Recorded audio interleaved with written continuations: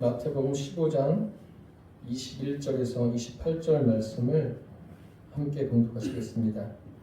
예수께서 거기서 나가사 두로와 시돈 지방으로 들어가시니 가나안 여자 하나가 그 지경에서 나와서 소리질러 이르되 주 다윗의 자손이여 나를 불쌍히 여기소서 내 딸이 흉악하게 귀신 들렸나이다 하되 예수는 한 말씀도 대답하지 아니하시니 제자들이 와서 청하여 말하되 그 여자가 우리 귀에서 소리를 지르오니 그를 보내소서. 예수께서 대답하여 이르시되 나는 이스라엘 집에 잃어버린 양 외에는 다른 데로 보내심을 받지 아니하노라 하시니 여자가 와서 예수께 절하며 이르되 주여 저를 도우소서. 대답하여 이르시되 자네의 떡을 취하여 그들에게 던짐이 마땅하지 아니하니라. 여자가 이르되 주여 올소이다마는 개들도 제 주인의 상에서 떨어지는 부스러기를 먹나이다 하니 이에 예수께서 대답하여 이르시되 여자여 내 믿음이 크도다. 내 소원대로 되리라 하시니 그때로부터 그의 딸이 나으니라. 아멘. 마태복음 15장 21절에서 28절 말씀으로 내 소원대로 되리라, 이러한 제목으로 함께 은혜를 나누겠습니다. 오늘 본문 말씀은 흉악하게 귀신 들린 딸이 고침을 받는 내용입니다. 복음서 전체를 놓고 볼 때 매우 특이하고 예외적인 본문입니다. 어떤 면에서 그런가 하면 예수님을 어떻게 알고 있습니까? 예수 믿는 사람들보다 예수 믿지 않는 사람들이 하는 말이 있습니다. 하나님은 사랑의 하나님이시다. 그런데 왜 이렇게 하느냐? 그런 말들을 많이 합니다. 모르니까 그러겠죠. 실제로 예수님은 사랑이 많으신 분이십니다. 성경을 보면 얼마나 사랑이 많으신지 병든 자를 고쳐주시고 또 사람들이 굶주려 하면 그들의 먹을 것도 책임져 주십니다. 어쨌든 어려움을 겪고 있는 인생들을 그냥 지나치지 않으십니다. 그러면 상식적으로 오늘 본문 같은 경우에도 이렇게 긴 대화가 필요하다고 생각하십니까? 왜 이런 말씀을 본문에 기록해 놓았을까요? 지금 두로와 시돈 지방으로 가셨다는 것은 예루살렘에서 가시게 되면 약 150km 이쪽 저쪽으로 직선거리로 그 정도 거리고, 갈릴리에서 가신다면 100km가 넘는 거리입니다. 그 거리를 이 한 사람 때문에 가셨다가 오십니다. 쉬운 일이 아닙니다. 지금이야 뭐 교통이 발달해서 100km 금방 갔다 왔다 할 수 있죠. 그러나 그 당시는 그렇지 않습니다. 쉬운 일이 아닙니다. 그렇게 먼 거리를 갔다가 오신 이유, 그리고 가셔서 오늘 이 대화의 내용을 보십시오. 여러분 같으면 이런 대화 속에서 견딜 수 있으시겠습니까? 왜 이렇게 하셨을까요? 이렇게 하신 이유가 있죠. 그것을 오늘 여러분들과 함께 나누려고 합니다. 오늘 이 말씀 속에서 하나님이 어떤 분이신가를 알려주시는 겁니다. 그리고 우리에게 생각해보라고 하시는 거예요. 우리가 짧은 시간 설교를 듣지만 함께 생각을 하셨으면 좋겠어요. 왜 이렇게 하셨는가? 왜 예수님께서 이렇게 하셨고, 그러면 이스라엘의 잃어버린 자는 도대체 누구인가? 이 말씀을 오늘 함께 나누도록 하겠습니다. 첫째로 여자에 대한 예수님의 말씀은 믿음을 갖게 하는 데 있습니다. 이 여자는 가나안 여자입니다. 가나안 여자가 예수님께 와서 주 다윗의 자손이여 나를 불쌍히 여기소서라고 합니다. 그것도 큰 소리를 지르는 거예요. 고래고래 소리를 지르는 거예요. 얼마나 그 딸에 대한 자식을 살리고자 하는 자식이 어떤 상황입니까? 흉악히 귀신 들렸다고 합니다. 그러니까 다른 거 없어요. 이 흉악히 귀신 들린 것을 해결함 받고자 예수님께 나온 거예요. 그렇다면 예수님도 어떤 반응을 하셔야 되지 않습니까? 반응 이전에 그럼 이 여자가 유대인이 아닙니다. 이방 여인이에요. 헬라인이에요. 어떻게 예수님이 메시아인 것을 알았을까요? 이런 소문을 어떻게 들었을까요? 마가복음에 보면 이런 말씀이 있습니다. 유대와 예루살렘과 이두메와 요단강 건너편과 또 두로와 시돈 근처에서 허다한 무리가 그의 하신 큰 일을 듣고 나오는지라. 들은 거예요. 어떤 사람들은 듣고도 예수님이 다윗의 자손이라는 것을 모르는데 이 여인은 듣고 안 거예요. 알고 예수님을 메시아라고 부르지 않습니까? 주 다윗의 자손이여 나를 불쌍히 여기소서. 내 딸이 흉악히 귀신 들렸나이다. 예수님을 메시아로 이야기했어요. 그러면 예수님이 칭찬하셔야 되는 거 아닙니까? 베드로가 가이사라 빌립보에서 이런 고백을 합니다.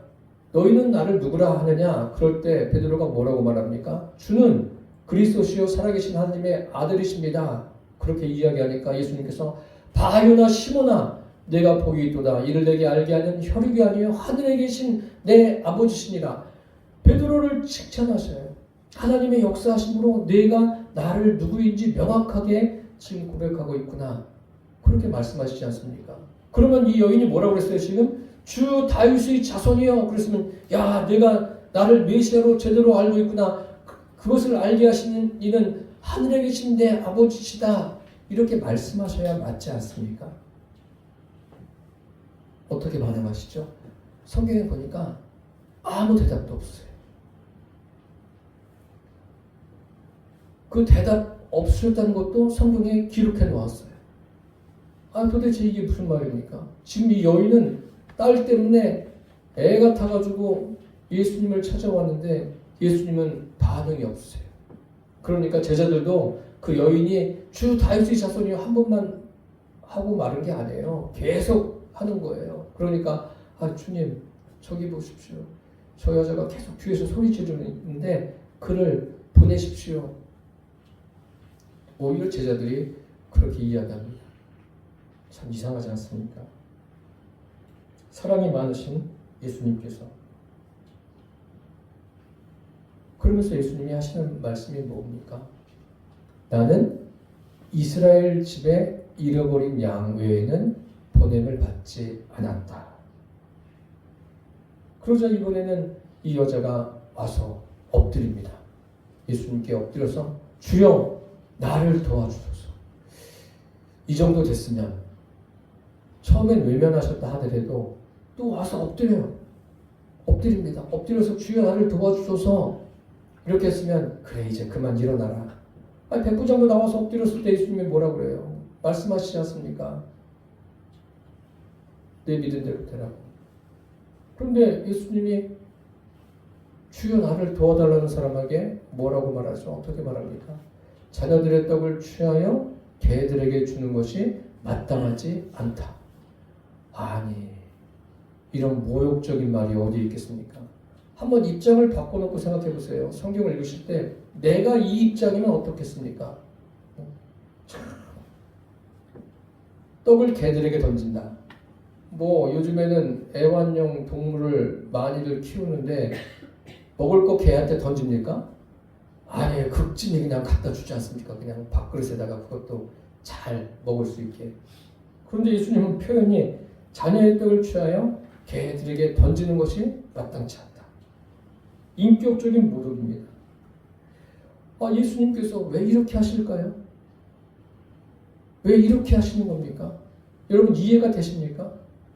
이해가 안 되시니까 여기에 계신 거겠지만 이해가 안 돼요.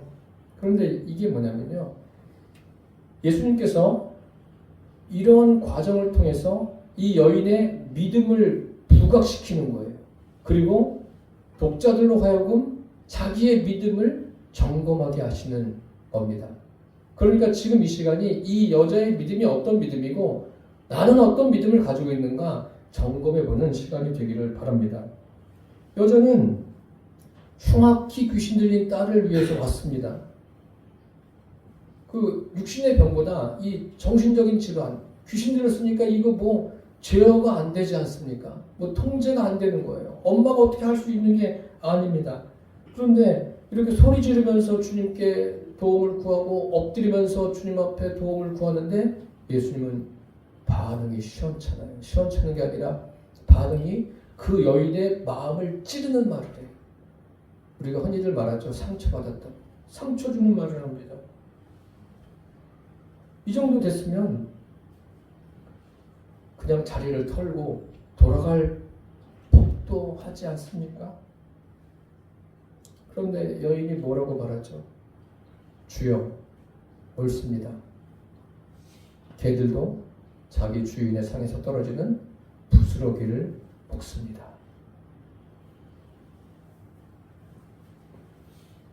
참, 여인의 믿음이 이 정도입니다. 이게 어느 정도냐면 예수님께서 갈릴리에서 100km 넘게 그냥 찾아올 만한 믿음이에요. 예루살렘에서 오셨다고 한다면 150km가 넘는 그 직선거리를 그냥 이 사람을 위해서 예수님께서 오신 거예요. 그런데 예수님은 왜 이렇게까지 하셨을까요? 나오셨을 때 다 하시잖아요. 예수님께서. 그냥 이 여인이 간청할 때 주 다윗의 자손이여 나를 불쌍히 여기소서 내 딸이 흉악히 귀신 들렸습니다. 그럴 때 고쳐주셔도 되는데 이렇게 긴 대화를 이어가셔요. 뭐 길진 않지만 어쨌든 이 여인의 마음을 아주 그냥 굉장히 힘들게 하는 대화를 하고 있습니다. 이런 예는 성경에 처음이에요. 성경 어디에도 없습니다. 백부장이 그 하인의 중풍병을 고치기 위해서 나왔을 때도 뭐 이런 말씀하지 않으셨어요. 사마리아 성에서 그 이방 여인을 만났을 때도 이렇게 하지 않으셨습니다. 거라사 지방에 귀신 들린 이방인에게도 이렇게 하지 않으셨어요. 이 여인에게만 이렇게 하셨어요. 아니 예수님이 좀 일관성 있게 가셔야 되는데 왜 이렇게 하셨을까요? 예수님이 사람을 차별하는 걸까요? 아닙니다. 예수님은 긍휼이 풍성하세요. 어느 정도 긍휼이 풍성하시냐면 성경 마가복음, 마태복음 9장에 보면 이런 말씀이 있습니다. 무리를 보시고 민망히 여기시니 목지 없는 양과 같이 고생하며 유리함이라. 민망히 여겼다. 이게 어떤 의미냐면 창자가 끊어지는 듯한 아픔을 가진 거예요. 무리를 보시면서. 우리가 믿지 않는 영혼을 볼 때 창자가 끊어지세요? 아니면 속이 편하세요? 속이 아무렇지도 않으세요? 사실 그런 마음이 있어야 돼요. 저의 소원은 여기 계신 분들이 매일같이 살아계신 주님과 내 안에 주님이 계신 것을 실제적으로 믿고 그 실제로 동행하기를 원하는 게 저의 소원이에요. 제가 목회하는 그 모든 날 소원이 저와 함께 예배드리는 모든 분들이 실제적으로 살아계신 하나님을 믿는 그 믿음이 날마다 깊어지는 게 저의 소원입니다. 예수님이 이렇게 불쌍히 여기신 것은 성경 곳곳에 기록되어 있습니다. 나사로를 보세요. 죽은 나사로에게 가셨어요. 이제 곧 살리실 것 아닙니까? 그런데도 죽은 나사로를 보면서 어떤 마음을 갖고 계십니까? 그를 보면서 우셔요. 이런 분이 예수님이에요. 그런데 오늘 본문을 보세요. 참 상상할 수 없는 말씀을 하시지 않습니까? 여인이 간청할 때 나는 이스라엘 집에 잃어버린 양 외에는 보냄을 받지 않았다. 자녀들의 떡을 취해서 개들에게 던짐이 마땅하지 않다. 결국 뭐예요? 너는 개라는 거 아닙니까? 참 그러니까 자기 딸이 흉악하게 귀신 들렸다는 것은 무엇을 의미합니까? 이 부모도 이 엄마도 죽은 사람이나 마찬가지예요. 사는 게 아니죠. 딸이 흉악히 귀신 들렸는데 뭐 해결할 길도 없는 거예요. 뭐 정신이 다 없는 거예요. 또 인격적으로 예수님께 무시를 당하는 그런 느낌을 받지 않습니까? 이거 얼마나 힘들어요. 이게 지금 예수님께서 이 사람을 믿게 하시려는 건지 도망가게 하시려는 건지 그런 생각 안 드십니까? 그 놀라운 것은 뭐냐면요. 가나안 여자는 이 모든 상황을 다 받아들여요. 아마 처음에는 그럴 만한 믿음이 없었을 겁니다. 모욕을 주고 정신적으로 힘들게 하는 상황들을 그대로 수용합니다. 자신의 뜻, 나는 그래. 여기서 어떤 모욕을 당해도 내 딸만 고치면 돼.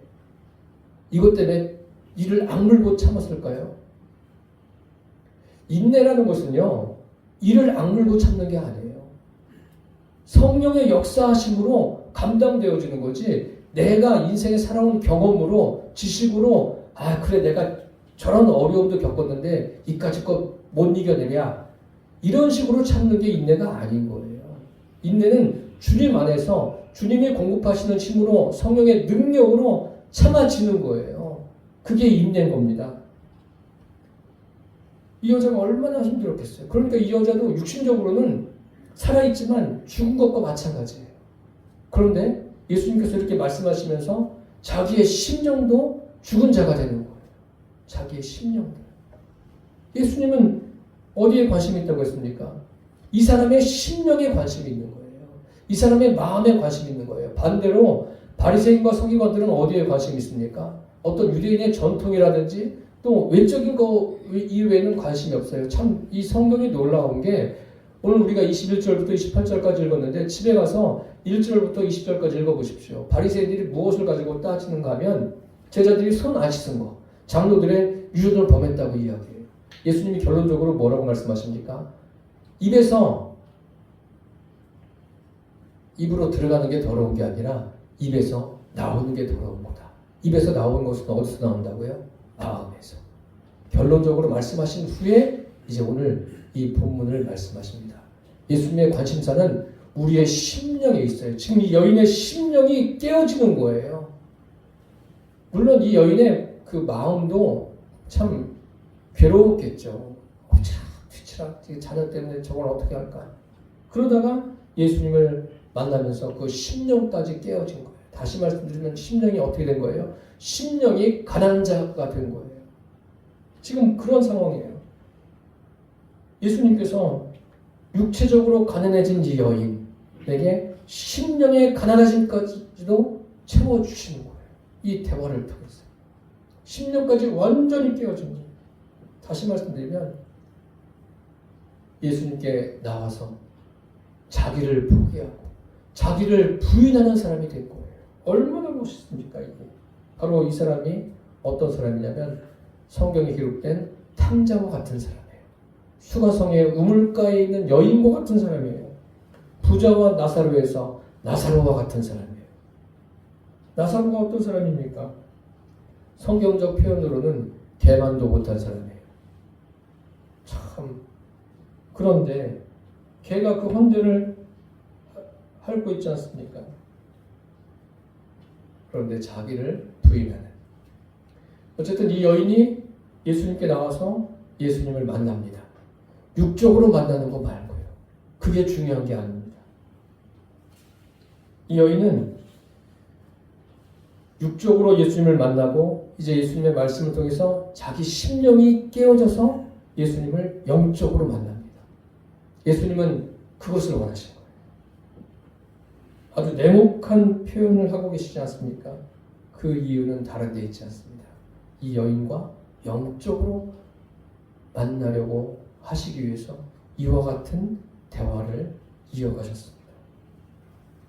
사람들이 자기가 가지고 있는 문제가 해결되면 그 문제가 해결되는 것을 통해서 주님을 만났다고 생각하는데 그렇게 쉽지 않습니다. 주님을 만나는 것은 문제가 해결되는 것으로 만나는 것이 아니라 실제적으로 그 문제를 통해서 나를 포기할 때, 나의 심령을 포기할 때, 심령이 가난해질 때 살아계신 주님을 영적으로 만날 수 있습니다. 이 여인이 그런 거예요. 영적으로 주님을 만난 거예요. 성경에 문둥병자가 나병 환자가 여러 명 등장하죠. 한 사람이 예수님께 그런 말을 합니다. 원하시면 저를 깨끗게 하실 수 있습니다. 예수님께서 치료해 주세요. 그러면서 뭐라고 말씀하십니까? 아무에게도 말하지 말아라. 그런데 이 사람이 막 떠벌리고 다녀요. 그래서 예수님께서 동네에 들어가서 복음을 전하지 못하게 합니다. 이 사람은 나병은 고침받았는데 육신적으로 큰 문제는 해결을 받았는데 예수님을 육신적으로 만난 사람이에요. 영적으로 만나지 못한 사람이에요. 오늘날도 이런 사람이 많습니다. 교회에 와 있어서 여러 가지 문제 해결을 받으면서도 주님을 육적으로만 만나고 영적으로 만나지 못한 사람이 많습니다. 이 가운데는 그런 분이 안 계시기를 바랍니다. 예수님을 영적으로 만나는, 그러려면 내 심령이 깨어져야 돼요. 영적으로 깨어짐이 있어야 됩니다. 지금 이 여자가 그런 거예요. 예수님을 영적으로 만나지 못하면 어떤 현상이 벌어집니까? 자기가 주인돼요. 자기 마음대로 살아가요. 참 안타까운 거죠. 육적으로 만나는 것은 차라리 안 만나는 게 나아요. 우리가 사람들이 육적으로 예수님을 만난 것인 줄 알고 막 감정이 복받쳐서 눈물도 흘리고 그러는데 그거는 아니에요. 그보다 더 중요한 것은 이 가나안 여자처럼 예수님을 영적으로 만나야 합니다. 저와 여러분 모두가 다 영적으로 주님을 만나고, 그래서 우리의 믿음이 시간이 갈수록 더 성숙해지기를 예수님의 이름으로 축복합니다. 둘째로, 가나안 여자가 이스라엘 집에 잃어버린 양입니다. 이스라엘 집에 잃어버린 양이 도대체 누구인가? 이 가나안 여자예요. 그래서 예수님은 이 먼 곳까지 보냄을 받은 거예요. 아주 먼 곳까지. 예수님은 이 여자를 만나기 위해서 갈릴리에서 오셨어요. 그리고 다시 어디로 가셔요? 갈릴리로 가십니다. 100km가 넘는 길을. 이런 수고를 마다하지 않습니다. 지금도 예수님은 잃어버린 자를 찾고 계셔요. 잃어버린 자. 그래서 우리가 기도하실 때 우리 주변에, 물론 가까이에 있는 가족들을 비롯해서 우리의 지인들이 구원받아야 되겠죠. 구원받아야 되는데 기도하시면서 주님께서 잃어버린 자를 찾아서 구원해 주옵소서. 그런 기도도 하시기를 바랍니다. 잃어버린 자. 그 잃어버린 양의 비유가 있지 않습니까? 누가복음에 한 마리 잃어버린 양을 찾기 위해서 99마리를 들에 두고 가요. 들에 두었다라는 그 표현을 주경학자들이 다양하게 표현하는데, 들은 광야입니다. 광야에 두었다. 버려둔 거예요. 그런데 어떻게 양이 그 무책임하게 버려둘 수 있겠느냐. 다른 사람을 고용해서 그 양을 지켜주는 게 맞지. 그래서 그렇게 주석을 써나갑니다. 인간적인 면으로 볼 때는 그럴 수도 있지만 아니에요. 성경은 인간의 생각으로 보는 게 아니라 하나님의 관점으로 볼 수 있어야 돼요. 99마리를 버려둔 거예요. 어떤 주석가는 그 99마리는 바리새인과 서기관이다, 그렇게 말하기도 합니다. 그 말이 맞습니다. 버려두고 한 마리를 찾는 거예요. 한 마리. 그 한 마리가 바로 저와 여러분 되시기를 바랍니다. 그리고 우리 주변에 있는 많은 분들이 그 한 마리가 되어서 주님 찾으시는 양이 되어서 주님께 돌아오는 역사가 있게 되기를 축복합니다. 이 가나안 여자, 이스라엘 집에 잃어버린 양입니다. 이 본문을 가지고 설교하면서 무조건 주님이 어떤 말씀을 하시더라도 끝까지 참으면 된다. 참으면 되는 게 아니에요. 무조건 참으면 되는 게 아니라 내 심령이 깨어져야 돼요.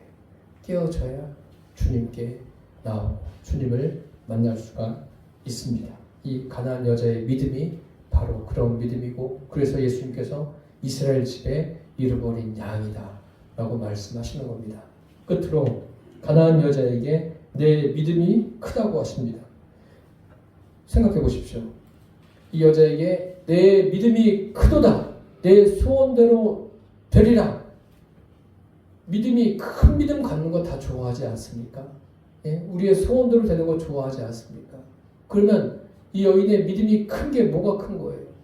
예수님께 나와서 이방 땅에 가셨는데 예수님께 나와가지고 주 다윗의 자손이여, 예수님을 메시아로 알고 그 앞에서 주님 앞에 간절히 큰 소리로 막 부르시는 게 이 여인의 큰 믿음입니까? 그렇지 않습니다. 그러면 주님께 엎드려가지고 주님이 그렇게 말씀하심에도 불구하고 엎드려서 주여 저를 도와주십시오 이렇게 말한 게 큰 믿음입니까? 그렇지도 않습니다. 여기 보십시오. 예수님께서 자녀의 떡을 취하여 개들에게 던짐이 마땅하지 않다. 이 여인이 뭐라고 반응합니까? 주님, 저 개 맞습니다. 주님 말씀이 옳습니다. 옳으십니다. 주님이 옳으심을 인정하는 것, 그것이 큰 믿음이에요. 주님이 옳으심. 내 일상에서 일어나는 모든 일을 보면서 주님이 옳으십니다. 할 수 있어야 돼요. 여러분들에게 하십시오 강요하는 게 아니에요. 내 마음속에서, 내 심령에서 주님 겪어보니, 모르면 겪어보는 거예요. 겪어보니 주님이 옳으십니다. 이래도 좋아요. 내 일상에서 주님이 옳으심, 다른 게 옳은 게 아니에요. 사람들이 옳은 게 아니라 주님이 옳으심을 인정하는 그 믿음 가지고 살게 되기를 바랍니다. 그래서 이스라엘 집에 잃어버린 양이에요. 이게 무엇과 같습니까? 마치 어린아이와 같은 믿음이에요. 이 여인이. 예수님이 그런 것 아닙니까? 예수님의 심령이 어린아이와 같은 것 아닙니까? 이 여인은요, 영적으로 깨어진 사람이에요. 완전히 깨어진 사람이에요.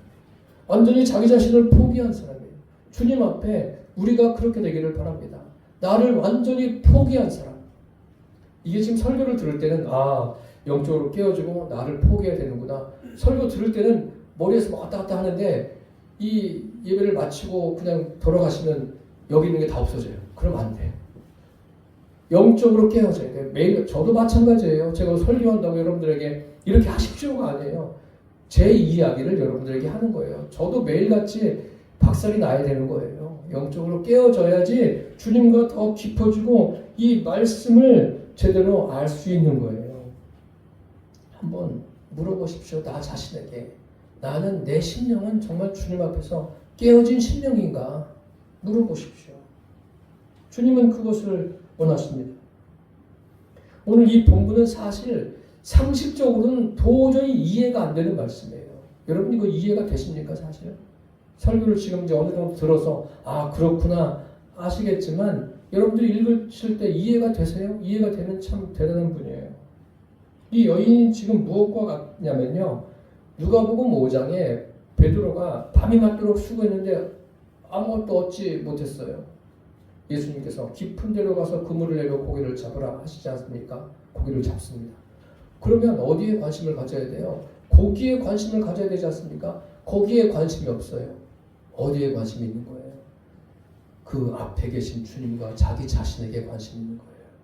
여러분 다른 거 많이 관심 갖고 살지 마세요. 주님께 관심 가지시고 이제 연세 높이 드신 분들은 나에게 관심 가지세요. 제발. 내 자신의 심령에 관심을 가지세요. 베드로가 뭐라고 말합니까? 주여, 내가 주님을 만나고 나니까 저는 죄인입니다. 저를 떠나소서. 지금 이 여인이 베드로와 같은 거예요. 주님, 저는 개입니다. 주님 말씀이 옳으십니다. 이런 주님과의 관계 속에서 이렇게 고백할 수 있는 이 여인. 참, 이 여인을 통해서, 이 가나안 여자를 통해서 주님이 말씀하시는 것을 우리 모두 마음에 새기십시오. 날마다 나를 부인하시고 내 안에 계신 그분을 의지해서 나에게 주어진 삶을 살아내시기를 축복합니다. 그리고 가나안 여자처럼 내가 내 심령이 날마다 영적으로 깨어지기를 주저하지 마십시오. 매일같이 내가 깨어지고 주님이 말씀하시는 것을 믿음으로 받아들이며 나아가시면 주님은 그 사람에게 내 믿음이 크도다, 내 소원대로 되리라 이렇게 말씀하십니다. 이러한 은혜들을 누리며 살아가는 저와 여러분 되시기를 축원합니다. 기도하겠습니다. 십자가에 달리셔서 우리의 모든 죄를 담당하신 주님, 아무든지 나를 따라 오려거든 자기 십자가를 치고 나를 쫓으라고 하신 주님, 그 말씀을 우리가 마음에 새기게 하여 주옵소서. 육신적인 고난 가운데 우리를 두셨는데 이 고난이 하나님의 역사하심의 기점이 되는 것을 포기하여 주옵소서. 오직 주님만 바라보며 날마다 내 심령이 깨어지고 우리 속에 있는 성령의 능력으로 우리 앞에 다가오는 모든 일들을 넉넉하게 감당하며 살아가게 하여 주옵소서. 예수님의 이름으로 기도드립니다. 아멘.